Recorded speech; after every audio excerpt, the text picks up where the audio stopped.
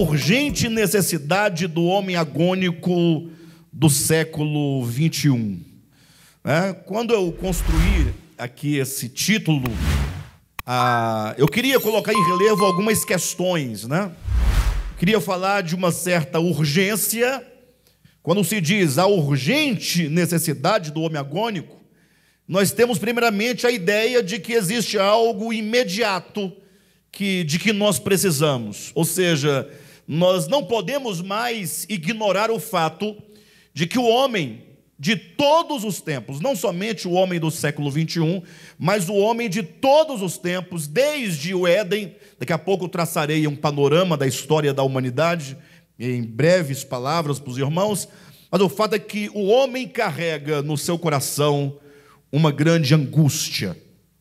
O homem, ele está completamente perplexo diante da fatalidade ou das fatalidades da vida, próprias da existência, uma existência temporal, que cerca o homem com toda sorte de angústias, de problemas, de tristezas, de medos. E esse homem, ele tem essa necessidade urgente de que nós falaremos hoje. Quero apresentar, se possível, 3 pontos que julgo serem essenciais para amenizar no homem essa dor, para conter essa angústia e tornar o homem transitório, minimamente planificado. Se não puder resolver todos os dilemas da existência humana, que você tenha paz no seu coração. Não espere que nós iremos propor aqui uma solução como as muitas ideologias se propõem a fazer. Surge uma ideologia dizendo que se fizer deste modo, se acabar a divisão de classes, de castas e etc., se colocar esse presidente, se tirar aquele, se inverter, se mudar a economia, se fizer isso ou aquilo outro, vamos viver num mar de rosas, num mundo edênico. Não, isso não é verdade. O próprio Jesus disse: no mundo tereis aflições, mas tende bom ânimo. E eu pergunto, como ter bom ânimo? Como ter bom ânimo? Como encontrar forças? De onde extrair a força para se viver num mundo tão conturbado como este que nós vivemos? É porque a nossa impressão que temos do mundo é aquela que nós deduzimos do que vemos. A Jane, minha esposa, tem um costume, eventualmente, de estarmos andando em algum lugar, na rua, no shopping, na feira, e ela olha as pessoas, ela fala assim: interessante, cada um tem a sua vida, Ou seja, cada um indo para o seu lugar, para a sua casa, para o seu trabalho, para o seu compromisso, para o seu encontro. E nós não sabemos nada das pessoas, senão isso que nós vemos aparentemente: pessoas que sobem a rua, ou que descem a rua, que entram no ônibus, que tomam um Uber, que saem no seu carro, e não sabemos exatamente. Mas o que nós podemos presumir, não somente pela Escritura, mas cada qual pela sua própria experiência, é que a humanidade está doente, a humanidade está perdida, a humanidade está angustiada. Para quem não sabe o que é agônico, porque eu fui questionado sobre o agônico, a urgente necessidade do homem agônico é o homem que está em agonia, é o homem que está angustiado, é o homem que está perplexo. E por que o homem do século 21? Ora, porque a nossa era é a era na qual nós estamos vivendo, e a era nossa que nos traz as nossas perplexidades, os nossos temores. Isso porque em todo tempo houve o homem agônico, o homem desesperado, o homem perplexo. Porém, em cada época tem as suas próprias perplexidades. Cada época traz, usando aqui as palavras de Jesus, traz o seu próprio mal, Mas, na verdade, a condição humana é uma só.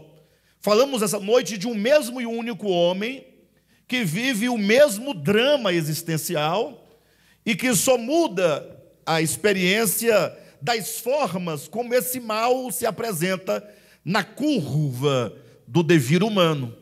Ou seja, quem sabe daqui a alguns anos, se nós ainda estivermos aqui, poderemos perceber que as angústias daquele tempo podem ser outras, não é?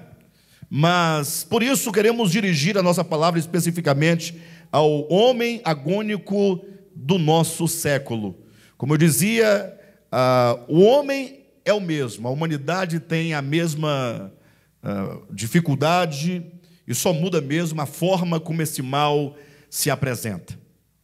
E quando então nós falamos de uma urgente necessidade, obviamente queremos propor algo, um lenitivo, né? Propor um lenitivo, algo que nos alivie, algo que nos ajude a continuar caminhando e continuar caminhando com vontade de viver e com esperança no coração.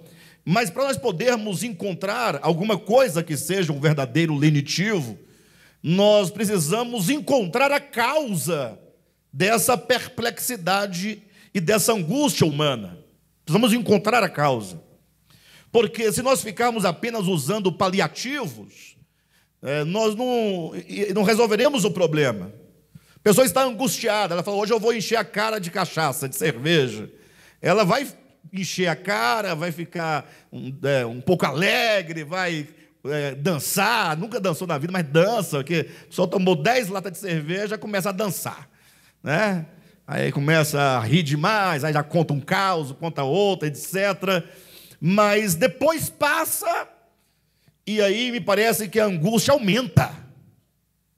Por quê? Porque ele tentou resolver o problema da sua angústia numa coisa que não resolve o seu problema, apenas é um paliativo que faz com que ele se esqueça eventualmente das dificuldades e encare a vida com menos responsabilidade, mas não resolve o problema. Por isso que muitas pessoas viram alcoólatras. Por quê? Porque em busca de um certo lenitivo, de uma certa fuga, toma e se viu que fiquei bacana, eu fiquei mais leve, fiquei mais assim, aí passa, ele, não, então tem que tomar de novo. Aí ele começa agora, nessa tentativa de se manter bêbado sempre. Porque assim, se eu conseguir me manter bêbado sempre, eu vou ficar sempre na leveza. Aí encontra a escravidão do problema do álcool, que mata, e se só matasse estava bom. Mata, morreu em terra, não dá nada. Né? O problema são os males que causa a família, a esposa, aos filhos, ao marido, né? A sua moral que vai para o beleléu, o seu emprego, tudo se destrói. Isso, então não podemos apresentar algo aos irmãos que seja um placebo, que lhe dê apenas uma falsa sensação de plenitude. É preciso, para aqueles que desejam ter uma vida mais plena, uma vida feliz, e é possível você ser feliz mesmo no mundo conturbado. É possível você ter paz mesmo no mundo perplexo, no mundo dilacerado. Obviamente que eu não estou falando de felicidade enquanto alegria. Alegria você pode ter e não ter. Você pode ter momentos de alegria e momentos de tristeza, a depender da circunstância na qual você se encontra. Obviamente, uma pessoa que está diante de um parente que faleceu, a quem ele ama, ele não pode ter alegria, mas ele pode ser pleno, ele pode ter felicidade. Felicidade é um estado perene de alma, pela plenitude na qual ela vive, da qual ela transborda. Ou seja, a felicidade consiste num estado de alma, de equilíbrio, de alguém que encontrou a razão de ser, encontrou o sumo bem, encontrou o belo, encontrou o ser, encontrou o eterno, encontrou Deus, né? São várias maneiras de se referir à mesma coisa, porque só em Deus nós podemos encontrar, de fato, a razão da nossa existência. Porque viver no mundo sem saber a razão da sua existência é muito angustiante. Interessante que Jesus é o melhor exemplo do que estamos dizendo. Interessante que em João capítulo 14, 14, 15, 16 e 17, aqueles 4 capítulos ali do Evangelho de João, Jesus está num momento ali, no momento áureo, né, da sua dor, da sua angústia. Jesus, ele ficou tão angustiado diante dos seus discípulos naquele cenáculo, que ele falou, verbalizou, dizendo: a minha alma está profundamente triste, angustiada, até a hora da morte. E tamanha era a sua angústia, que diz as Escrituras que o seu suor se transformava em gotas de sangue. Tamanho era o aperto que ele sentia. Entretanto, neste contexto e nessa situação, ele se volta para os seus discípulos e ele é capaz de dizer: não se turbe o vosso coração. Ora, mas se ele está aqui tomado de angústia, como ele pode dizer não se turbe o coração? Ora, ele só pode estar falando de duas coisas distintas.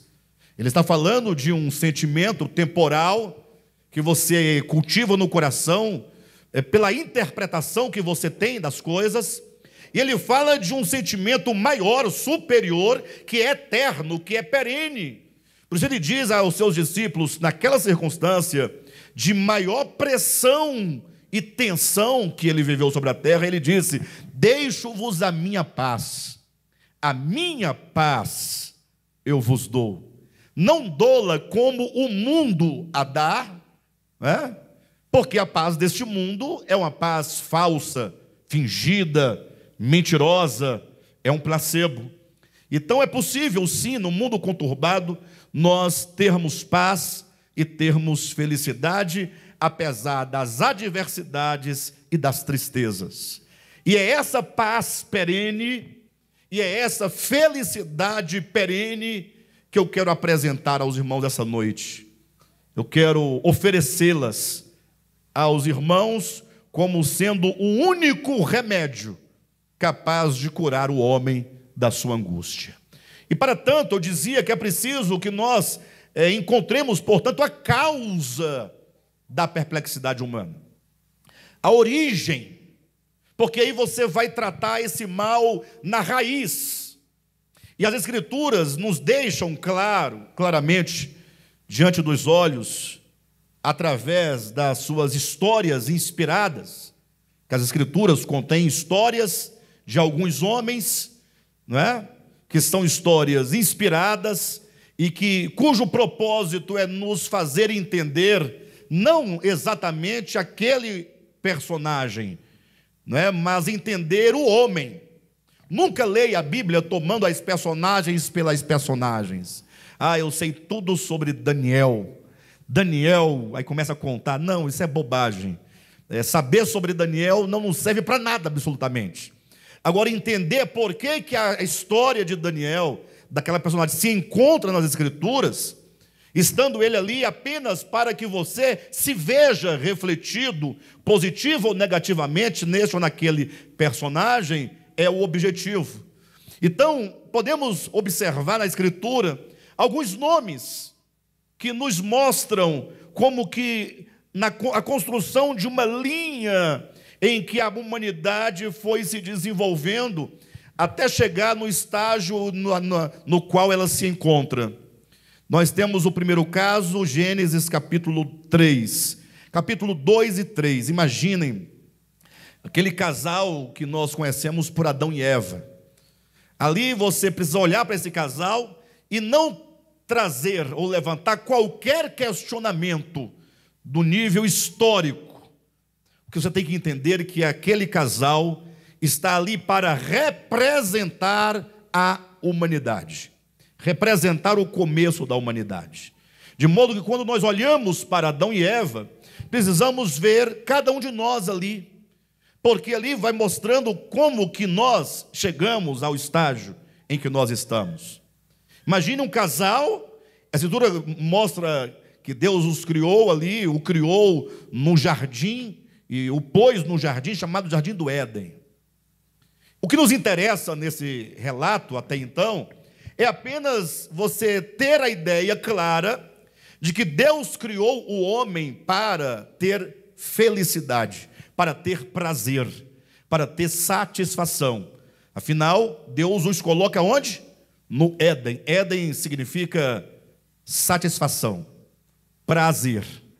Ou seja, Deus os criou um jardim pleno, com toda sorte de árvores frutíferas, boas e agradáveis à vista, boa para alimento.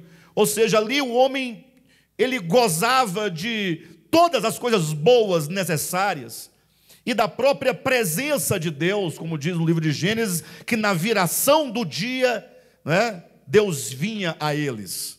Viração do dia não é que o dia virava, não é a virada da tarde para a noite, não é a mudança do horário do dia. Viração, de acordo com a palavra hebraica, lá em Gênesis capítulo 2, ou capítulo 3, quer dizer uma brisa suave. Daí você já tira aquela ideia de que Deus ia ao jardim chegando. Ei, pessoal, estou chegando, tal. Tá aí, Deus. Maravilha, hein? Mas tá bonito, hein? Não, isso é bobagem. Na viração, eles sentiam a presença, o cuidado, o carinho de Deus na brisa. É lógico que brisava o dia inteiro, né? Mas quando era aquela presença de Deus que os envolvia, eles sabiam, aquela brisa era diferente. Então eles tinham tudo ali para serem aquilo para o qual eles foram criados. O homem saiu das mãos de Deus, perfeito, como diz o pregador no livro de Eclesiastes. E ali o homem tinha tudo, é isso que Deus quer para o homem. Olha para o protótipo, olha para o começo da história e entenda, Deus não fez o homem para ser esse farrapo humano, humilhado e desonroso, conforme nós encontramos. Deus não criou. Não podemos nos satisfazer simplesmente porque você toma um banho, porque você se depila, você faz a sua barba, escova os seus dentes, tem um plano de saúde e fala, eu estou bem. Não, Deus não te criou para isso. Como há um salmo que nós citaremos daqui a pouco, né, talvez, diz que o homem, por mais firme que esteja, o que é o homem mais firme? Acredito que nenhum de nós aqui faz parte desse homem de que diz o salmo, porque o homem, por mais firme, é aquele que está mais firme do que todos nós aqui, né? No vigor da saúde, da intelectualidade, da beleza, da satisfação, do dinheiro, de tudo que esse mundo pode proporcionar. O homem, por mais firme que esteja, ainda assim é pura vaidade. Me recordo agora que nós tínhamos um irmão que congregava conosco, chamava-se Luiz, o nome dele era Luiz. E ele já estava bem velhinho, ele tinha um olho cego, um bucho meio maior que o meu, algumas vezes, magro, bem magro, debilitado, bem debilitado. E um dia ele falou, pastor, vai à minha casa, vamos tomar um café comigo. Eu fui à casa dele. E assentado lá, eu, ele, a esposa dele, uma senhora também, e conversando, qualquer coisa, a gente conversava qualquer coisa. E aí, num dado momento, ele pegou um jornal antigo e me mostrou a capa do jornal. E tinha um homem muito forte, muito poderoso, aqueles fisiculturistas, não sei se a expressão é essa mesma, cintura fina, as pernas, cada perna dá um tronco meu desse, de perna, de músculo, naquelas poses assim, hercúlea, né? Pose hercúlea, de Hércules, né? E eu olhei, ele falou, pois é, olha aí para você ver. E aí eu não sabia do que se tratava, ele estava pensando, me mostrando um jornal. Eu falei, pois é isso aí, né? O homem, o ser humano, né? Você vê como são as coisas, né? Depois pastor, isso aí sou eu. Eu olhei para ele e falei, não, é brincadeira. Você está de brincadeira, está zombando de mim? Porque não faz sentido o que você está dizendo. Ele falou, não, sou eu. Fui ler a matéria, era ele mesmo. Eu falei, gente, como o homem, ele é pura vaidade. Não se gabe da sua vaidade. Mas Deus criou o homem para um projeto muito especial. E não estou aqui falando coach, não, tá? Para de bobagem. Eu quero que você saia daqui, ao invés de sair sorrindo, saia chorando. Porque eu estou exaltando a obra de Deus para que nós possamos ficar profundamente tocados. Porque a condição em que se encontra a humanidade é responsabilidade nossa. É isso que eu quero que os irmãos percebam. Não estou elevando e nem jogando confete nos irmãos. Mas ali estava o homem criado para ser pleno. E o que aconteceu? Os irmãos sabem bem da história. O homem alienou-se de Deus. E foi nesta alienação inicial que começou todo o desespero, toda a angústia, toda a perplexidade, todo o dilaceramento humano. Esta é a raiz da árvore da nossa experiência humana. É o homem que se alienou de Deus. É o homem que, a despeito de falar que gosta de Deus, que ama a Deus, que reconhece a Deus, que Deus é maravilhoso, mas é o homem que concebeu no seu coração uma ideia falsa acerca de si mesmo. É o homem que falou, olha, tá bom, Deus é bacana, ninguém duvida disso. Agora a grande questão é que eu quero a minha própria vida. Este é o ponto. Eu quero a minha própria vida. E você tem o direito de querer sua própria vida, porque Deus lhe deu esse direito de falar sim ou não, que é o arbítrio. Mas é exatamente aqui, quando fazemos essa escolha, é que todo o mal começa a atuar no homem. O mal que eu digo, essa condição agônica de angústia. Porque imagine, quando o homem decide viver por si só, o melhor exemplo é a frase do filho da parábola de Lucas 15, pai, eu quero a parte da minha vida, eu quero a minha vida para que eu possa vivê-la onde eu bem desejar. Essa frase, porque lá quando diz, dá-me a parte dos bens, a palavra bens ali é bios no grego, ou seja, dá-me a minha vida, eu tenho a minha vida, eu quero a minha vida, viver a minha vida. Neste momento que o indivíduo diz isso, ele agora vai ter que arcar com todas as consequências desse ato.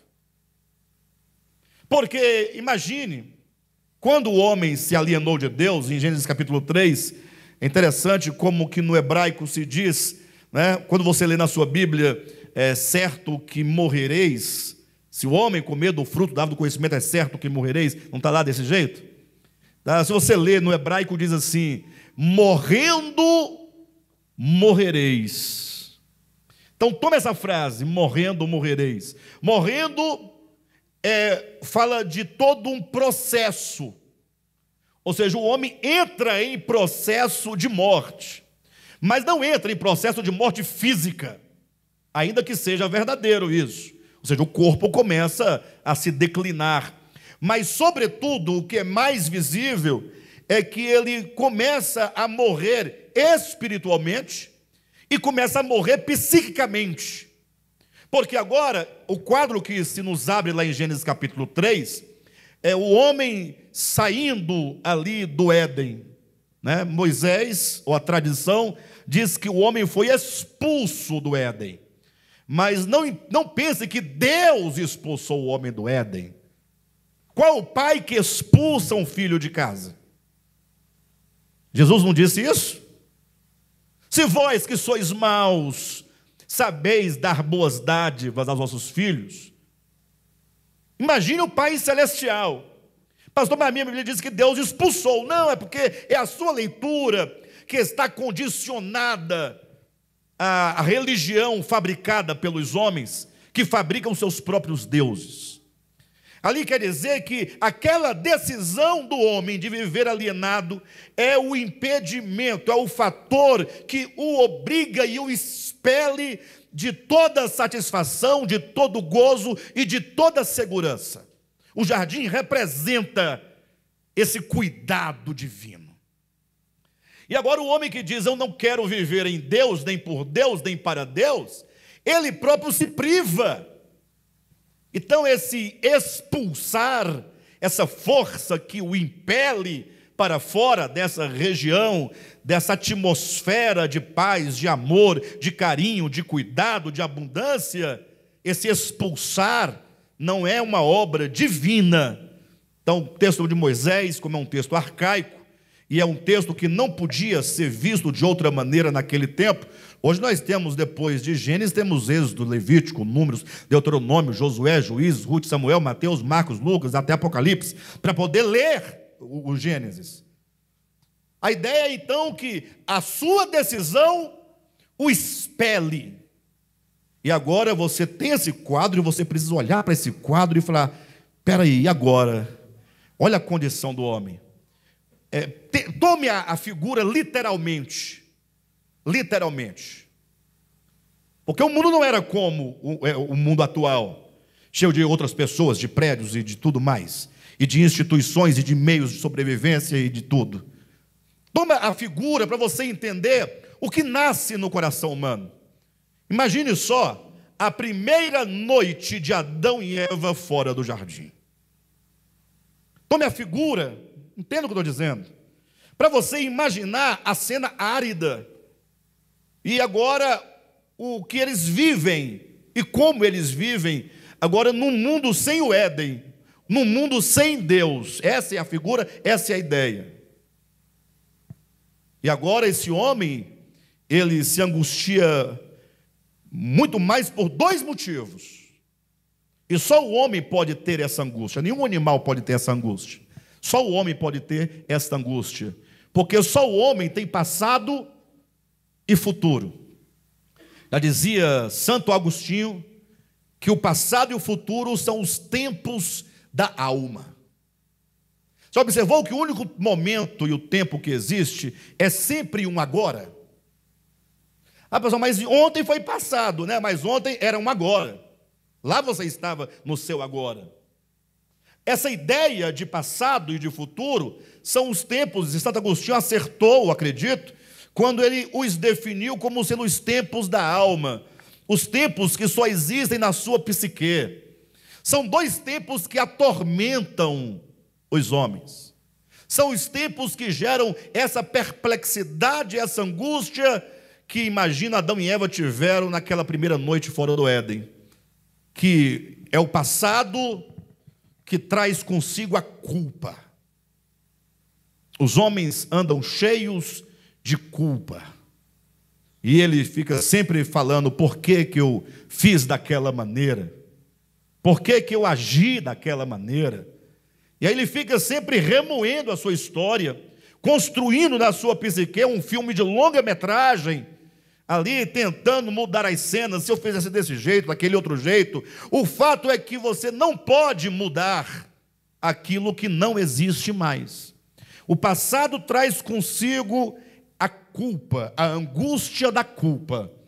E o futuro, que não existe, porque não há, traz consigo o medo. O medo. O medo, a pessoa está aqui hoje e ela começa: puxa, o que será de mim quando eu tiver com meus 80 anos de idade? Será que os meus filhos vão cuidar de mim? É a pergunta que vem. Vocês já pensaram nisso? Puxa, será que eu vou conseguir me aposentar para ter a segurança? Olha, e é um pensamento legítimo, né? É legítimo, não é? Se eu, Alexandre, depender de aposentadoria, eu estou morto. Como eu sei que eu não vou ter mesmo, que eu não tenho nem plano, nem previsão, eu já falei: eu quero morrer aos 60.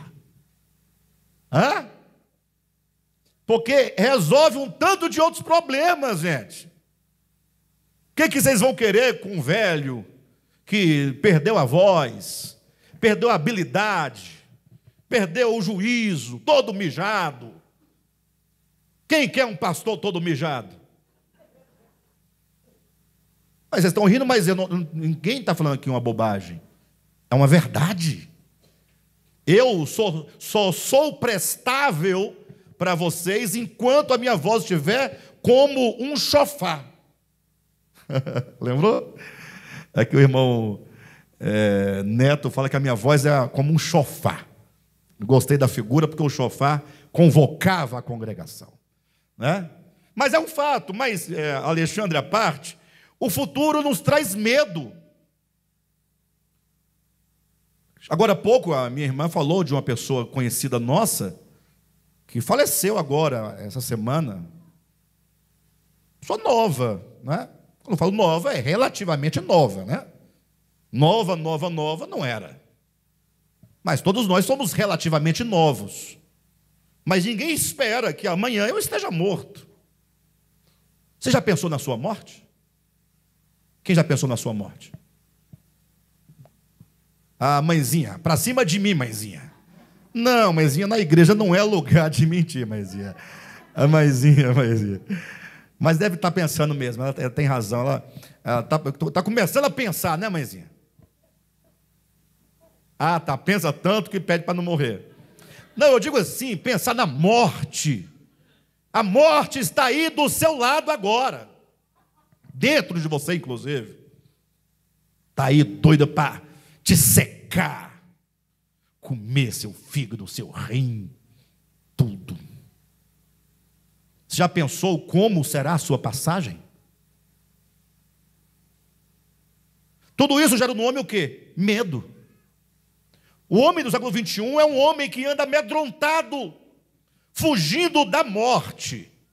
E não sabe que a morte é mais ou menos assim. Se você subir no alto de uma montanha, lá ela está. É mais ou menos assim.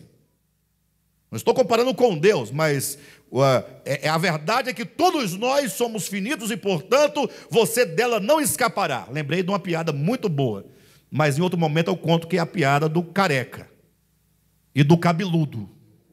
Vocês sabem da história, né? Quem não conhece aqui a história? Vocês não conhecem? Não, foi o careca.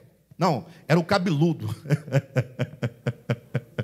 O cabeludo estava lá, cabeludão, todo bonitão, roqueiro. A morte, você olha, vim te buscar. Ele, misericórdia, pelo amor de Deus, não faça uma coisa dessa. Não, me dá mais 10 anos de vida. Aí, tá bom, 10 anos, mas com 10 anos eu estaria aqui. Com 10 anos ele se lembrou, falou, vou enganar a morte. Rapou a cabeça, ficou careca, foi para uma cidade bem distante, outro lugar. À noite foi para um forró, ficou lá no meio de todo mundo dançando, brincando, fingindo que estava tudo bem. Daqui a pouco lá vem a morte andando no meio do povo, olhando.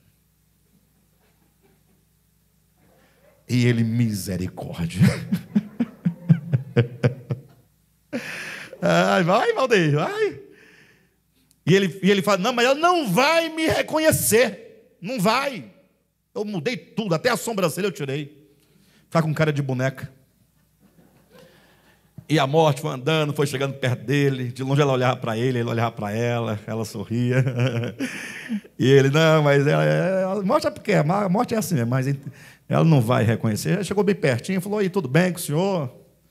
Rapaz, eu estou aqui atrás de um fulano cabeludo. Você não viu ele por aí, não? Fui na cidade dele, marquei um encontro com ele hoje, mas ele sumiu. Ele falou, rapaz, nunca vi cabeludo nessa região. Se tem coisa que não tem nessa região aqui, é gente cabeluda. Não existe. A senhora está enganada, vá para outro lugar, vá procurar em outra cidade, quem sabe. Eu até ouvi dizer de um cabeludo mesmo para aquelas bandas de lá. O morto falou, rapaz, já procurei demais. E eu tenho comigo que eu não posso voltar sem ninguém. Se eu não tenho o cabeludo, vai o careca mesmo. Eu só não posso voltar de mãos vazias. Ou seja, não teve jeito, né? Viu, Pedrão? Não tem jeito. Entendeu? Não tem jeito. Mas por que as pessoas falam de uma coisa tão normal, que é a morte, mas elas têm medo? Os homens estão perplexos. Vivemos num mundo em que a possibilidade real de morrer está agora patente a todos, porque antes da pandemia, morrer não é. Só se levar uma bala perdida, eu não vou levar, que eu não vou para o bar. Nem moro no Rio de Janeiro. Né? Só se der uma doença, não, sou muito saudável. Agora não, um vírus invisível. Ninguém vê, ninguém sabe onde ele está, ninguém controla. Daqui a pouco o indivíduo está no hospital, está entubado, faz lá aquele caninho aqui, que eu não sei o nome, é muito difícil aquele nome, nunca aprendi, e depois morre. Né, Juraci? Fulano morreu. Ai, morreu de quê? Ainda vai, Covid. A humanidade anda perplexa diante do futuro. O futuro traz o medo. O passado traz a culpa. Se você continuar na história bíblica, depois de Adão e Eva, você vê que esse mal vai se intensificando na medida, ou na proporção em que o homem vai cada vez mais se alienando de Deus. Caim, dando seguimento a essa alienação, está lá em Gênesis capítulo 4, ele deixou a presença de Deus e foi habitar numa terra distante chamada Nod. Pense nisso. O que nos interessa de Caim não é saber qual é a marca de Caim. O povo quer saber qual é a marca de Caim. Vai na internet, qual é a marca de Caim? Aí vai tanto de vídeo, e gente que diz que é isso, que é aquilo outro. Todo mundo quer saber qual é a marca. E por que você quer saber qual é a marca de Caim? Por que você quer saber? Digamos que você soubesse, era uma letra S de Satanás, digamos. Aí eu falei, e agora? Eu falei, e era S? Pois está aí uma coisa que eu não sabia. Eu falei, e agora você sabe? E agora você vai para onde? Não, era só para saber mesmo. Está vendo como não muda a sua vida? Não, Caim está dizendo ali para você que assim como ele, no texto, na figura que ele representa, tanto ele, quanto você, quanto eu, quanto qualquer homem, em qualquer tempo, em qualquer lugar, pode sair da presença de Deus. Mas não é sair da presença de Deus como quem sai de diante da face de alguém, porque é impossível isso acontecer, porque nele nós vivemos. Mas é esse afastamento radical no coração, que não somente decide se alienar de Deus como Adão e Eva, mas agora diz, eu vou construir uma civilização minha, vou construir uma cidade sem Deus, uma civilização sem Deus, e a prova é que ele constrói a primeira cidade, coloca o nome de homem, o nome do seu filho, meu trabalho, fruto do meu labor, da minha competência, da minha capacidade, da minha habilidade. Está lá a genealogia de Caim, para quem quiser consultar, não é? Deus é tremendo, a inspiração divina é tremenda, porque lá diz que os filhos de Caim, a descendência de Caim, foi quem criou o instrumento musical, a arte, a indústria, criação de gado, a pecuária, a agropecuária, etc. E é lógico que não é por aí, não é por aí. Não é um sentido literal. A Bíblia não é livro de história, repito 1 milhão de vezes, mas quer dizer que o homem agora começa a criar, a inventar e a produzir, por quê? Porque ele está destituído daquele que cuida dele, que é de Deus. Porque quando o homem decide viver sem Deus, ele agora assume a responsabilidade de ter que criar os seus instrumentos cortantes para a sua defesa. Ele vai ter que se defender agora, porque ele disse para Deus, eu não quero a tua defesa, eu não quero o teu cuidado, eu não quero a tua proteção, e agora, como ele não tem Deus como gozo, como prazer, vai ter que criar música para diverti-lo. Não estou falando da música, não é por aí. Vocês estão me entendendo, né? Quem já me conhece me entende exatamente o que eu quero dizer. Ou seja, o homem está desprovido de Deus como prazer, de Deus como alimento, de Deus como segurança, de Deus como seu tudo. E agora esse homem destituído precisa agora prover para si aquilo que em Deus é abundante, mas aquilo que para ele são coisas precárias, como uma cisterna rota que não retém a água. Essa é a ideia. Avança mais um pouquinho no eixo da história. Lá está Nimrod.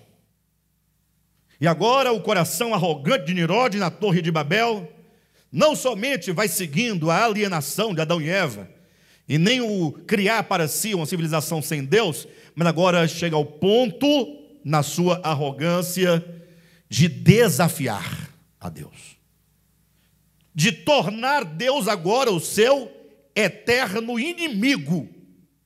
O homem se faz inimigo de Deus, e o homem agora tem a Deus por seu inimigo, embora que Deus não seja inimigo de ninguém, mas o homem agora tem a Deus por inimigo.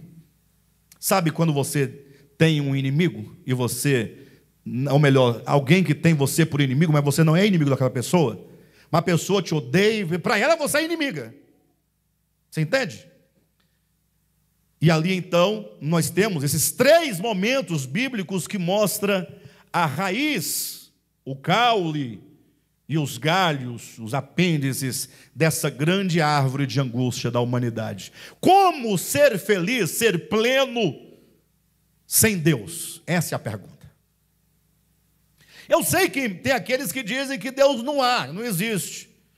Mas essa pessoa, não é porque ela nega que não há Deus, não é por isso. E ela negando a Deus, mesmo assim, ela não se livra da angústia de não ter Deus. Não tem jeito. Há um vazio dentro do homem do tamanho de Deus. Deus pôs a eternidade no coração do homem.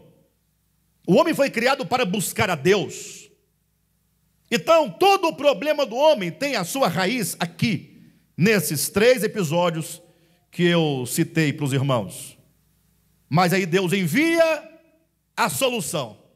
Deus vem pessoalmente ao homem. Deus se faz carne, se veste de humanidade, cheio de graça e de bondade, e de verdade, e de misericórdia. Não veio para condenar o mundo, mas para que o mundo fosse salvo por ele. O que os homens fizeram? Mataram, crucificaram. E o próprio Jesus diz o motivo porque os homens matariam a ele, né? Ele diz que é porque vindo, os homens falaram assim: esse aí é o herdeiro, ele é o dono de tudo, é tudo dele, e nós não queremos nada que seja propriamente dele, nem ele, nós queremos o que é nosso. E tudo o que nós temos é nosso. O homem usurpou de Deus a sua própria vida, a sua própria existência. Dá a minha parte da minha vida que me interessa, que me cabe.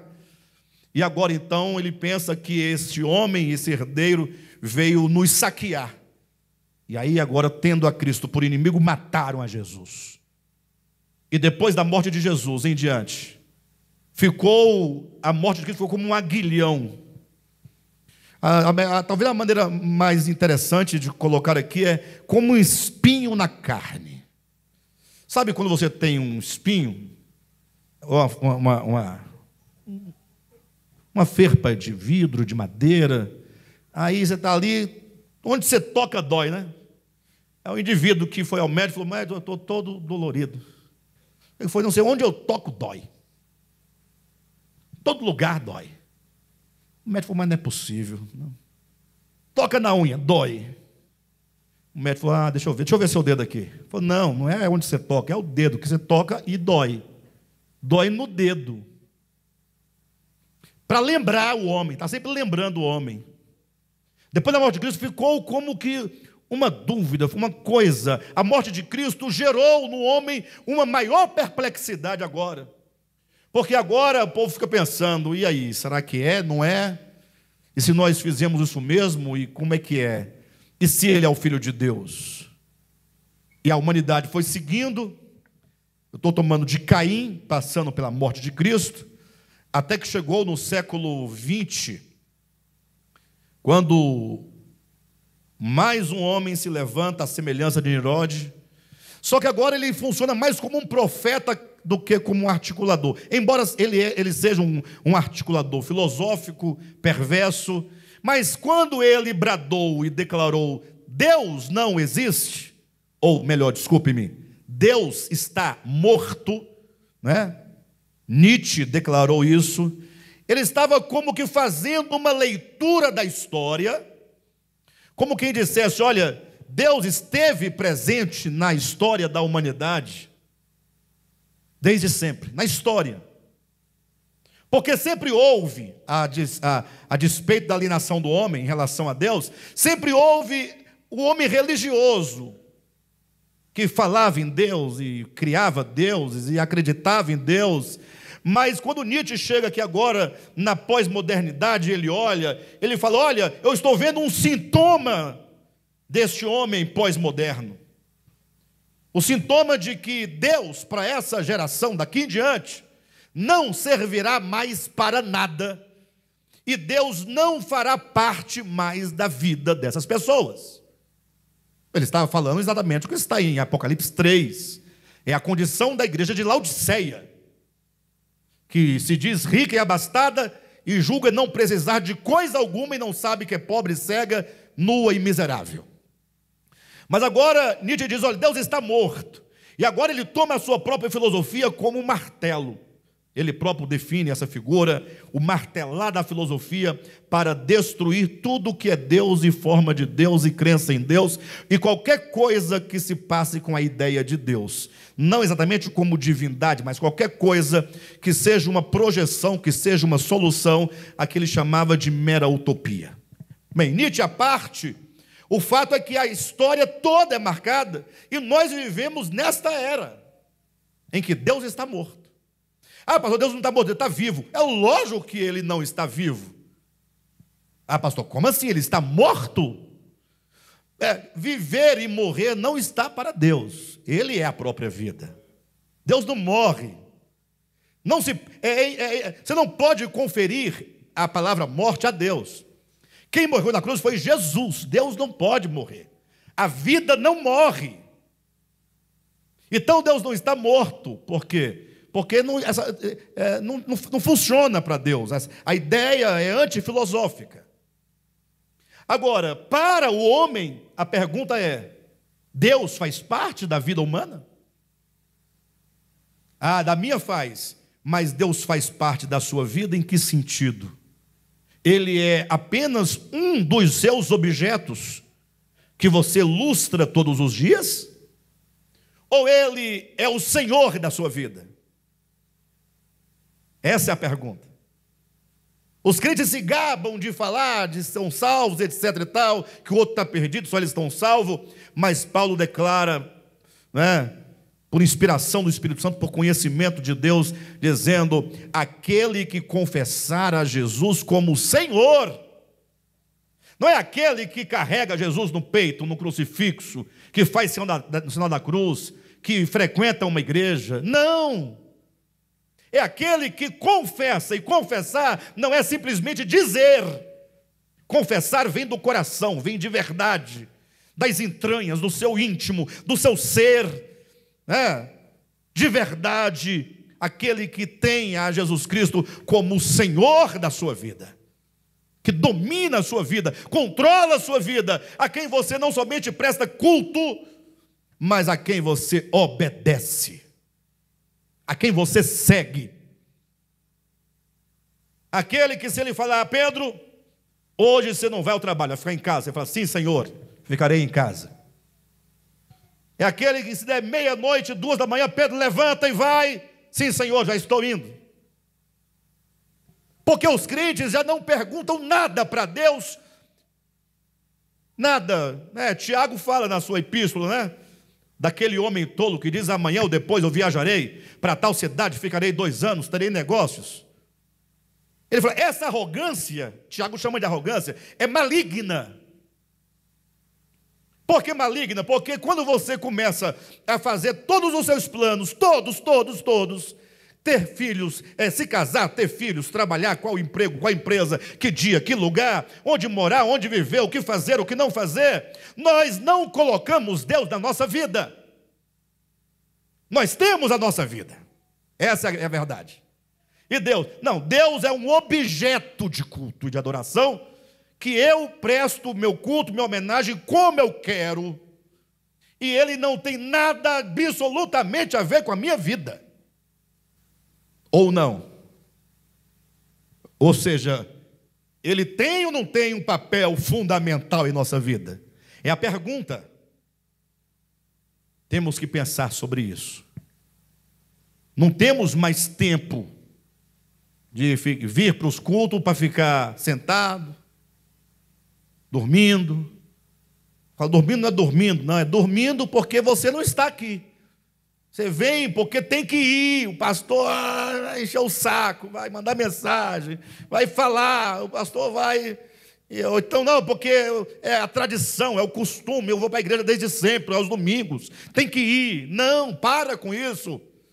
Coisa mais nojenta, sem futuro, é fazer aquilo em que nós não temos prazer. Comece a viver melhor, assuma a sua existência, só faça aquilo que te dê prazer. não deu prazer, tenha a ousadia e a coragem de falar: eu não quero saber de Deus porque não me dá satisfação. Ponto. Seja pelo menos macho para assumir sua condição. Vocês estão entendendo? Eu não estou bravo com os irmãos, não. Mas é porque é assim que se fala. Para ver se uma hora a gente fala: poxa, o que está acontecendo na minha vida? Porque não adianta você ficar 40 anos aqui, digamos, no dia final, falar: mas o pastor Alexandre não me advertiu. Deus colocou o Alexandre lá para nos ajudar e ele só falava aquilo que eu queria ouvir. Não, você vai ouvir o que Deus quer que você e eu ouçamos. Amém, queridos? Então, nós precisamos disso, de resgatar, identificada a origem do nosso problema, do homem agônico, tem que haver uma solução. Eu cheguei à solução. Posso seguir na solução? Não pode parar sem solução. E a semana que vem o Espírito não é o mesmo. Não é o Espírito Santo, eu falo o Espírito. Não é o mesmo. E eu não fiz muita coisa, eu coloquei 3 coisas. 3 coisas fundamentais. A primeira é que você resgate na sua vida, no seu viver, na sua mente, no seu coração, na sua alma, na sua família, na sua casa, nos seus negócios, nas suas decisões, você resgate o fundamento que é Deus. Coloque Deus por fundamento da sua existência. O que significa que sem esse Deus, sem o Deus eterno, enquanto fundamento, você estará naufragando, você estará descendo num abismo do nada. E esse abismo do nada é o que gera toda a angústia do homem. O homem, por mais que ele sofra, que ele tenha dificuldades, se ele entende que tudo o que há na terra e que lhe acontece são coisas temporais, mas que ele tem um fundamento que é eterno, que é seguro, pode vir as tempestades, não tem problema. Pode vir as tempestades, afinal você sabe, como diz o apóstolo Paulo: eu sei em quem eu creio. Eu sei em quem eu creio. Mas quando Paulo diz isso, ele estava sendo condenado à morte, ele ia ser decapitado. Agora, já imaginou? Camarada na prisão, sentenciado, aguardando o dia em que ele colocaria o seu pescoço numa guilhotina. Ele sabia até o modo como ele ia morrer. E ele fala assim: eu sei em quem eu creio. Tem angústia nesse coração? Não tem. Ele diz: desde agora a coroa da justiça já me está guardada. Ou seja, ele tem um fundamento eterno. Nem a morte pode tirar essa paz que excede todo o entendimento do seu coração. Não era Paulo um homem agônico, porque ele sabia que tudo o que causava angústia à humanidade, no sentido direto e imediato das circunstâncias, eram coisas passageiras, e que ele tinha por Deus por fundamento da sua existência. Eu ia ler com os irmãos aqui Isaías 40, do 12 ao 31. Mas vocês já sabem que não tem como, né? Até porque eu não consigo ler do 12 ao 31, sem pausa e sem intervir e explicar cada ponto. Mas vocês podem anotar. Leiam em casa Isaías capítulo 40, versículo do 12 ao 31, quando vai ali dizendo, né? Deixa eu olhar aqui. Quem na concha de sua mão... Eu vou ler. Capítulo 40, versículo 12. Eu só vou ler, não vou intervir não. Só para os irmãos sentirem o impacto aí, onde eles estão. Quem na concha de sua mão mediu as águas e tomou a medida dos céus a palmos? Quem recolheu na terça parte de um efa o pó da terra e pesou os montes em romana e os outeiros em balança de precisão? Vai respondendo aí. Quem guiou o Espírito do Senhor? Ou quem foi como seu conselheiro o ensinou? Quem ou com quem tomou ele conselho para que lhe desse compreensão? Quem o instruiu na vereda do juízo? E lhe ensinou sabedoria e lhe mostrou o caminho do entendimento? Eis que as nações são consideradas por ele como um pingo que cai de um balde, e como um grão de pó na balança. As ilhas são como pó fino que se levanta. Nem todo o Líbano basta para queimar, nem os seus animais para um holocausto. Todas as nações são perante ele como coisa que não é nada. Ele as considera menos do que nada, como um vácuo. Com quem comparareis a Deus? Ou que coisa semelhante confrontareis com ele? Tenha esse Deus aqui, por seu amigo. Quem que vai vacilar? Sentir medo, acusação, culpa, dúvida, tendo o eterno? Você pode dizer: ele é o meu Deus, o Deus meu em quem eu confio. O salmista, olhando para os montes, tem uma interpretação que diz que ele olhou para os montes porque eram os montes onde se construíam os postes ídolos, onde se colocavam os deuses para adoração. Ele diz, olhando para os montes: elevo os meus olhos para os montes, de onde me virá o socorro? De onde me virá o meu socorro? Não é dos montes, não são dos deuses. Ele responde: o meu socorro. Fala aí. O meu socorro vem do Senhor, que fez os céus e a terra. E se a morte vier hoje à noite, não dá nada. O meu socorro vem do Senhor. Não é que ela não vai me levar, não, é porque Ele é o meu fundamento eterno, aqui e lá. Seja lá, seja aqui, onde quer que seja, o Senhor é o meu fundamento. Olha o que acontece com alguém que tem Deus por fundamento. Versículo 19. Não, um pouquinho mais para frente, versículo 21. Acaso não sabeis, porventura não ouvis, não vos tem sido anunciado desde o princípio, ou não atentaste para os fundamentos da terra? Ele é o que está sentado sobre a redondeza da terra, cujos moradores são como gafanhotos. É ele quem estende os céus como cortina e os desenrola como tenda para neles habitar. É ele quem reduz a nada os príncipes e torna em nulidade os juízes da terra. Mal foram plantados e semeados, mal se arraigou na terra o seu tronco, já se secam quando um sopro passa por eles e uma tempestade os leva como palha. A quem, pois, me comparareis para que eu lhe seja igual? Diz o santo. Levantai os olhos e vede quem criou todas essas coisas. Aquele que faz sair o seu exército de estrelas, todas bem contadas, as quais ele chama pelo nome. Por ser ele grande em força e forte em poder, nenhuma só vem a faltar.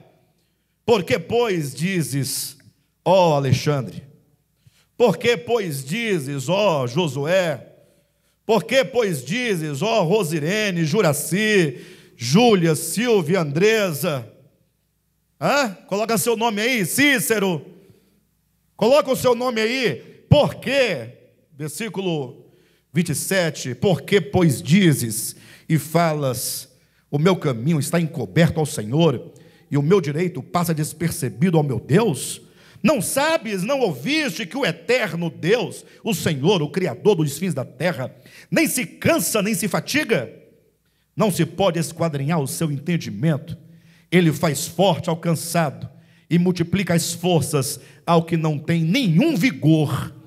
Os jovens se cansam e se fatigam, e os moços de exaustos caem.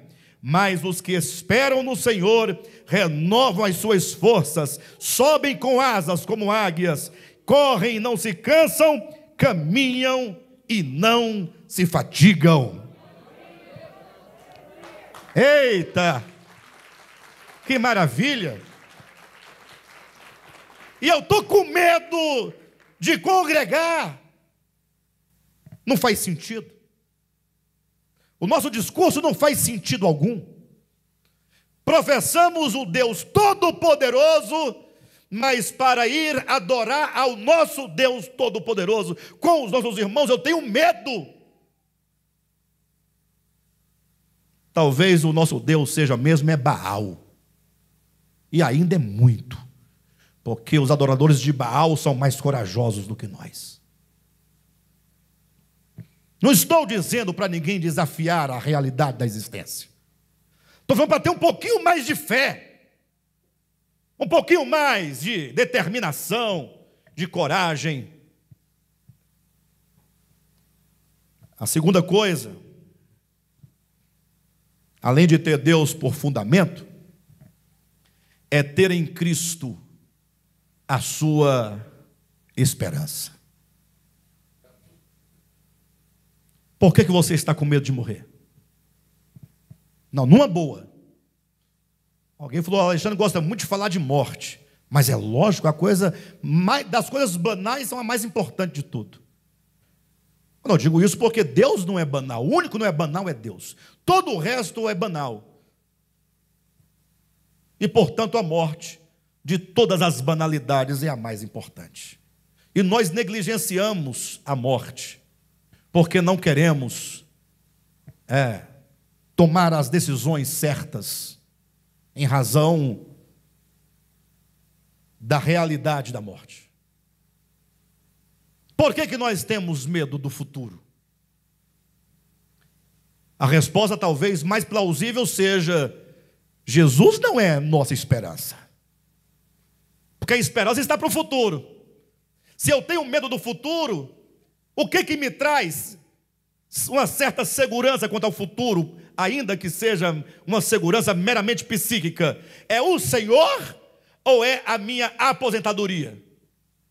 E cuidado, não confundam o discurso.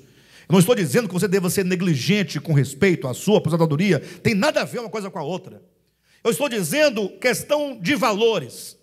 Se preocupe com sua aposentadoria dentro daquilo que você pode e deve fazer, ponto. Mas não viva em função disso. Não deixe a tua esperança em Cristo por causa da sua própria capacidade em prover o seu futuro quanto à previdência. O que eu estou dizendo nós temos que resgatar Deus por fundamento, a nossa origem, nossa causa, e temos que resgatar a Cristo como nossa esperança. O Salmo de número 39, versículos 4 a 7. O salmista, ele vai falando sobre o homem, né? Puxa vida, eu vou ler também. Poderia não ler, né, para poder, mas não pode deixar de ler.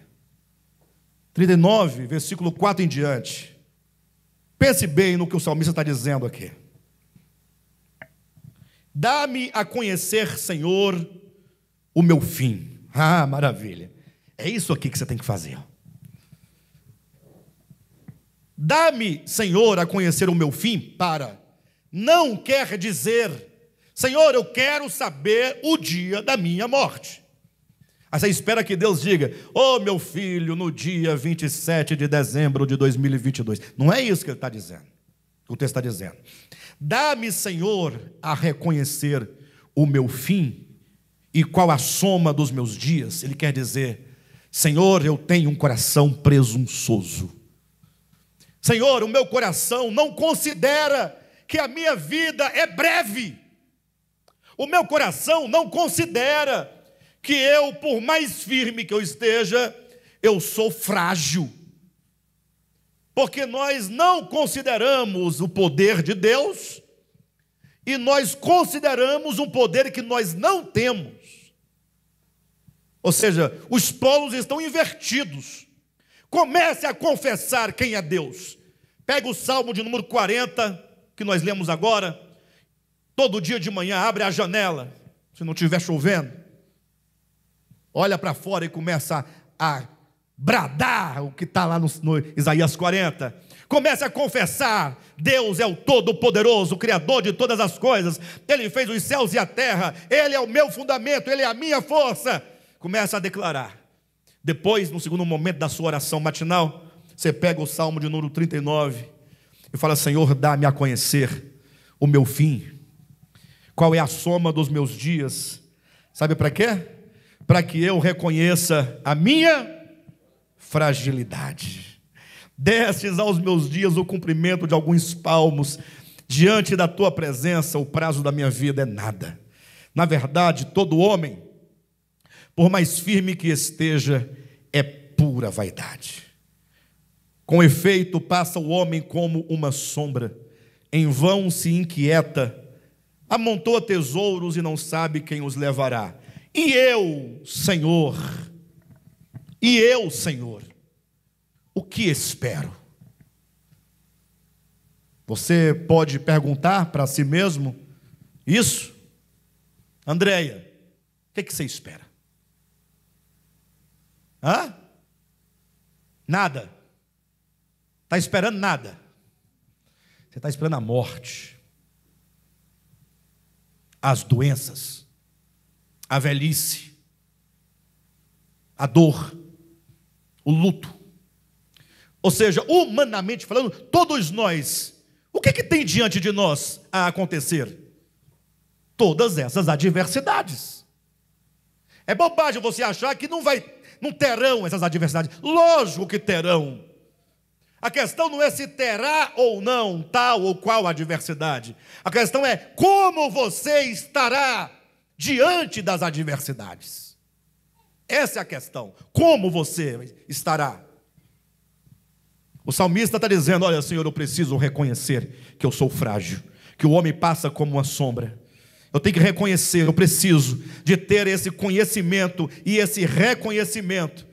Que esse reconhecimento seja inerente a tudo que sou, que penso, no sentido de que eu possa viver e existir com tal entendimento. Somente isso pode acabar com a nossa arrogância. E ele diz então: e eu, Senhor, o que espero? O que você espera do Brasil? 2022 está chegando, eleições aí à frente. O que está esperando? Eu espero que esse genocida saia logo e que venha Ciro Gomes, e venha Lula, Moro, Henrique Meirelles, Boulos, Dilma Rousseff. É isso que você espera? Não, pastor, você ficou maluco? Eu estou esperando para o ano que vem que o nosso presidente eleito democraticamente, homem de bem, que não se corrompe, família exemplar, que ele permaneça no poder com os nossos votos, porque é Deus acima de tudo, e o Brasil no inferno. Mas não está no inferno, não? Se isso aqui não for inferno, eu não sei mais o que é inferno. Você vai comprar um gás, hein, Juraci? R$120 eu paguei essa semana. Aí eu paguei, aí eu reclamei do preço. Não reclamei, para a pessoa não tem nada a ver. Comentei, aí na hora o Espírito Santo falou: para. Aí eu voltei, falei: tá certo. Eu ainda posso comprar o gás, mas tem tanta família que não pode. Porque eu estava reclamando porque eu tinha o 120. Paga o 120, 140, R$1.000, paga, você tem, paga. Eu quero saber quem não tem. Essa é a questão. Nós reclamamos porque a gasolina está cara. Mas você tem, coloca e anda. Eu quero saber quem não tem o dinheiro para comprar o feijão, e o arroz, e o ovo. Essa é a questão. Entenderam como é que nós somos todos cheios de coisa ruim? Mercado enchendo o carrinho de tudo, do que precisa e do que não precisa, e na hora do caixa não tem como não passar reclamando. As coisas estão caras. E passando. Reclamando e passando. Do outro lado tem 3, 4 carrinhos, já enchendo. Quanto é que deu aí? 1914, 27 centavos. Passando no débito aí. Reclamando. Pastor, mas está caro. Pare de reclamar. Vamos pensar. Primeiro agradecer. Senhor, eu ainda consigo comprar o gás. Muito obrigado. né? E depois pensar naquele que não pode. E são muitas famílias. Mas e qual é mesmo a nossa esperança? O bispo? Eu entendi o bispo. O bispo, coitado de vocês. Se depender de mim, meu irmão, vocês estão enrolados. Eu só vou lá sepultar você porque tem a tradição que pastor tem que estar. Não fosse a tradição, não estaria. Nem no meu enterro, nem no seu. Nem no meu eu iria. Não, se fosse possível, eu não quero saber de enterro de ninguém. Não é desprezo à família. Eu não quero uma coisa ruim, eu não quero.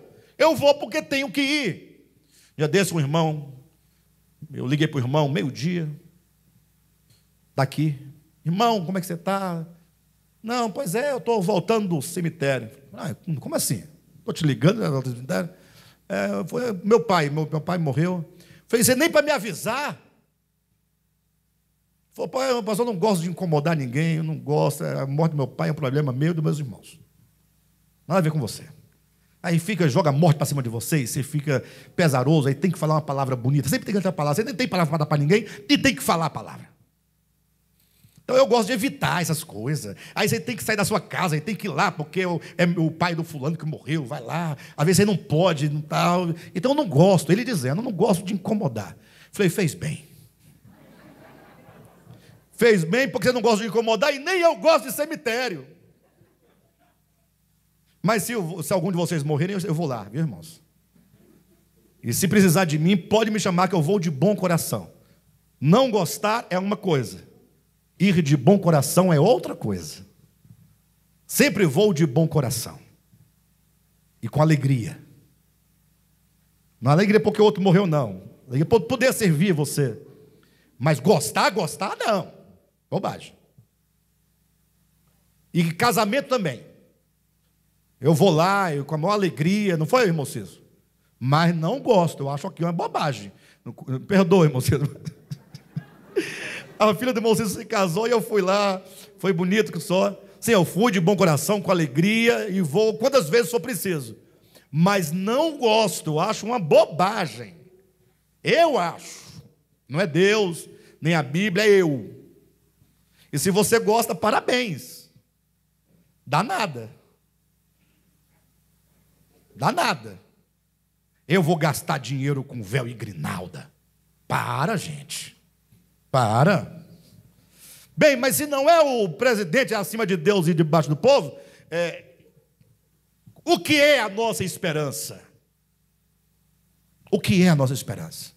Não é o Lula, não é o Bolsonaro, não é o Boulos, não é nenhum desses, nem o José Brasileiro. Quem já ouviu falar de José Brasileiro aqui? Ah, pelo menos um. A Silva também já ouviu falar e não levantou a mão. A nossa esperança não está nos homens, não está na política, não estão nas ideologias. A nossa esperança não está em nada que seja humano, temporal e passageiro. Como diz o salmista, a minha e eu, ó Senhor, o que espero. E ele diz, Tu, Senhor, és a minha esperança. Poxa, se você tiver Jesus como tua esperança, meu irmão, para que vai ter medo de quê? A não ser que você não tenha confiança nele. Aí não tem o que fazer, né? Se você acha que é um crente em Jesus, mas não é, aí você tem que se ligar mesmo. Eu digo, se preocupe mesmo, né? O homem atual, nesse século, ele coloca a esperança em tanta coisa. Tanta coisa. E nós, igreja, ao invés de proclamarmos o nome de Jesus como a única esperança para o homem falido, nós ainda estamos debatendo Bolsonaro ou Lula. Ou a terceira via. Que vergonha. Que vergonha! O crente procurando uma terceira via. A terceira via. É porque tem a direita, a suposta direita, a suposta esquerda. Não, nenhum dos dois. Agora é a terceira via. Não, é Jesus. É Jesus. Não se aplica ao nosso caso, porque nós somos uma nação democrática e não teocrática. Mas o salmista, quando disse, bem-aventurada ou feliz é a nação cujo Deus é o Senhor. Essa é a mais pura verdade. Não se aplica a nós, que não é o caso, né? E não adianta colocar um presidente supostamente crente, de coração pagão, que a nação é do Senhor, não. Para de bobagem. Que loucura é essa na sua cabeça, de achar que porque inventou um slogan é bonito, elegante, que fala de Deus, agora a nação é de Deus por causa disso? Onde é que você está com a sua cabeça? Perdeu sua fé? Está desviado? Não, numa boa, eu não sou contra nem a favor de ninguém. Estou chamando os irmãos para o Evangelho. É Jesus a nossa esperança. E a única esperança para o Brasil é Jesus. Ainda que não seja o caso, porque o Brasil, enquanto nação democrática, não tem como. São pessoas que têm que desejar. Mas se todos os brasileiros, todos unidos e juntos, se humilharem diante de Deus, seremos sim uma nação de Jesus. Mas não é por meio de movimentos, nem de ideologia política, nem de qualquer outra natureza, que se pode dizer que o Brasil é de Jesus. Pode ir para a esplanada, colocar a bandeira nas costas, ficar gemendo o dia inteiro de jejum. A nação não é de Jesus. Nesse sentido, somente se os nossos corações forem dele, nós seremos de fato dele. Resgatar o fundamento, Deus como fundamento, Cristo como esperança. Mas o fundamento e a esperança deixou um meio. Esse meio é agora. Cristo é o fundamento, minha origem, minha causa. A esperança é Jesus. Mas e nesse meio, nesse intervalo, apresento o terceiro e último ponto. Não vou me alongar, podem ficar tranquilos. O primeiro é ter em Deus o seu fundamento. O segundo é ter em Cristo a sua esperança. O terceiro ponto é ter na igreja um lugar de repouso. Pelo menos deveria ser. A igreja não é um local de reuniões. Aí vão dizer, a igreja são pessoas. Lógico que são pessoas. Não quero dizer, a igreja é um ambiente. Ou deveria ser um ambiente onde nada dessas coisas externas nos afetam.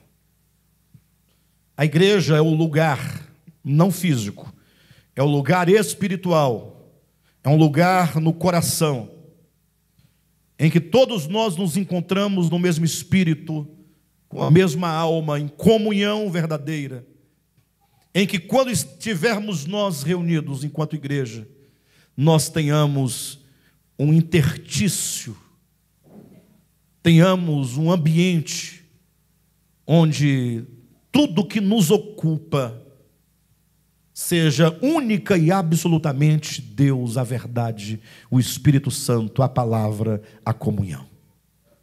Não é que lá fora desse ambiente, igreja, não tenhamos a Deus como todo. É porque lá, tendo nós a Deus como tudo, estamos correndo atrás de conseguir o dinheiro do aluguel. Entende? Temos que nos levantar cedo, de madrugada, pegar ônibus, ir ao trabalho, ir para a escola, para a faculdade, levar os meninos na escola, resolver um problema, pagar uma conta, não é? Ir ao hospital, não é? Se tratar. Mas quando nós nos reunimos, deveria ser como que estivéssemos nós cercados por uma cúpula espiritual que nos coloca num ambiente de profunda aproximação de uns para com os outros, e que ali prevalecesse louvor, adoração, ações de graças, orando uns pelos outros, intercedendo uns pelos outros, não é? Cuidando uns dos outros, em que nós vivêssemos um instante da realidade manifestada do reino dos céus, na vida temporal. Interessante que o escritor aos Hebreus, ele escreve a sua carta, e dentre tantas coisas lindas e maravilhosas que ele diz naquela epístola, no capítulo 10, versículo 25, ele faz uma exortação aos irmãos. Lá era um contexto, nós vivemos hoje outro contexto, mas o princípio é sempre o mesmo. Ele diz: não deixeis de congregar, como é costume de alguns. Não deixeis de congregar. Já tentaram dar outro sentido para esse versículo, para dizer que não tem nada a ver com congregar. Eu disse, o contexto lá era o nosso é outro contexto, mas o princípio é o mesmo. Porque se deixa de congregar por vários motivos. Lá um motivo, aqui outro motivo. Mas o ato de deixar de congregar é o mesmo.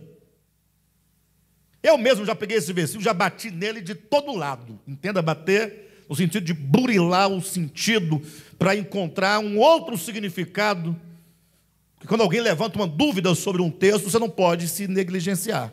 Você tem que ir lá e verificar o que ele está dizendo. Porque vai que a pessoa tenha razão, não é? Você não pode ser dogmático. Congregar. Quem já foi da Assembleia de Deus vai lembrar de alguns hinos da harpa em que eles usam a palavra grei. Alguém lembra algum hino da harpa que se usa a palavra grei? Com a grei amada, no céu estarei. Ficou muito baixo. Você tirou em si bemol com sétima aumentada. Com a grei amada, no céu estarei. Não tem? Grei. A gente cantou a vida todinha. Grei. E ninguém sabe o que é grei. Ninguém falou o que é grei. Só sei que a grei é amada. Mas quem é essa tal da grei? Talvez seja uma irmã da igreja, uma pessoa, né? Congregar, grei. Temos uma raiz aqui. Essa raiz é a palavra rebanho. Rebanho. Congregar é estar junto com o rebanho. Temos que resgatar, irmão, em nome de Jesus.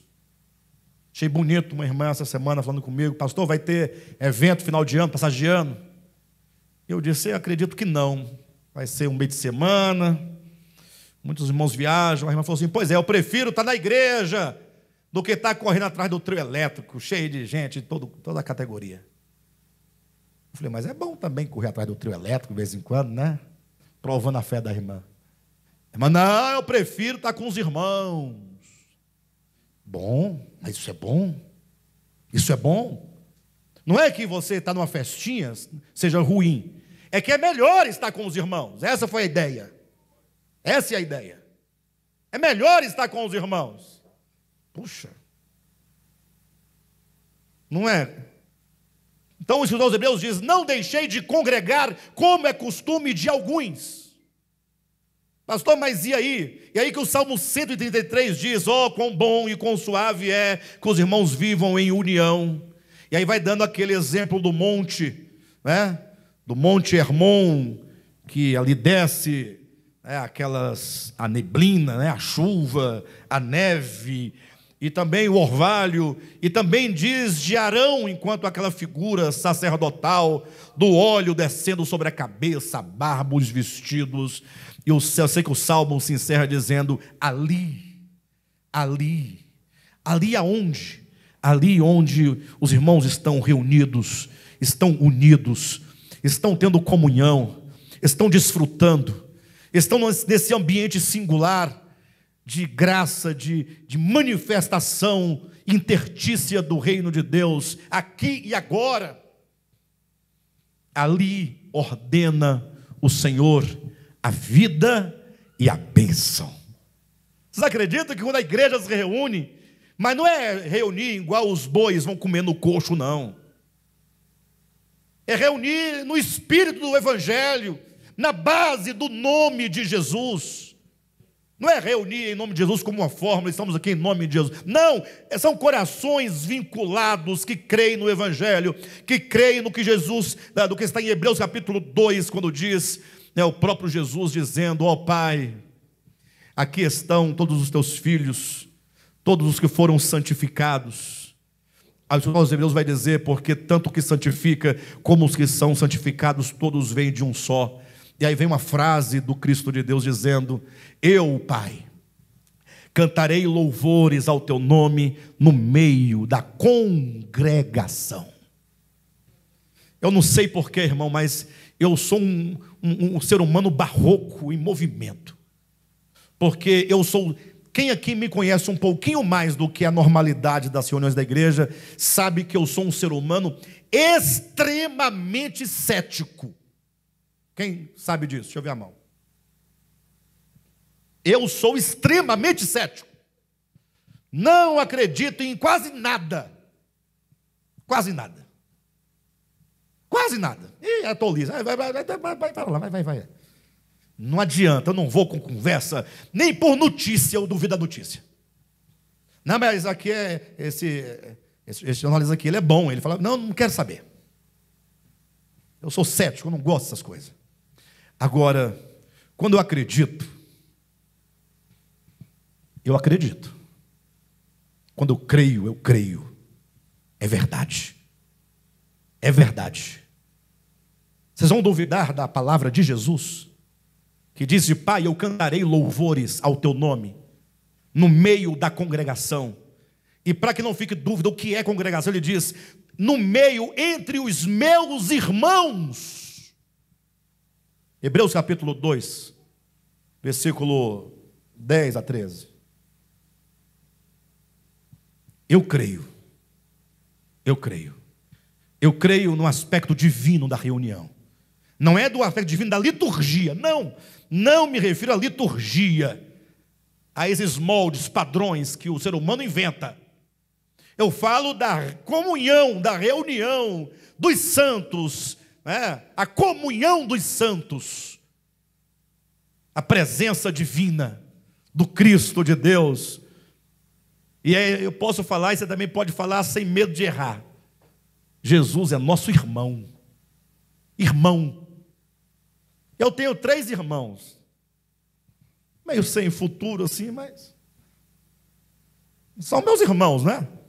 Fernando é meu irmão, o Frank é meu irmão, a Silvia é minha irmã. Gosto demais de todos eles, mas eu tenho um outro irmão. Irmão. Leia Hebreus 2, você vai ficar encantado. Porque, para não ter dúvida, fala ele, participante de carne e sangue. É uma filiação, uma fraternidade, uma irmandade, uma relação de paternidade comum, que é dito que ele se fez como nós, para que você não tivesse dúvida. Jesus é o nosso irmão. E ele canta conosco no meio da congregação. Ter a igreja enquanto um lugar de repouso. Um lugar de repouso. Saia, portanto, da sua turbulência, dos seus medos, das suas angústias, das suas perplexidades, do seu dilaceramento, e vamos nos reunir com simplicidade. Vamos melhorar nossa reunião qualitativamente. Mais simplicidade, mais verdade, mais pessoas, mais aproximação, valorizar o outro, o irmão, a irmã, sem régua, sem querer medir, sem querer interpretar. É só viver, só abraçar, só amar, só socorrer, só interceder, só acolher. Tão lindo, gente. Não tem mais essas coisas. A igreja se perdeu ao longo do tempo. Mas o Senhor nos convida a resgatar.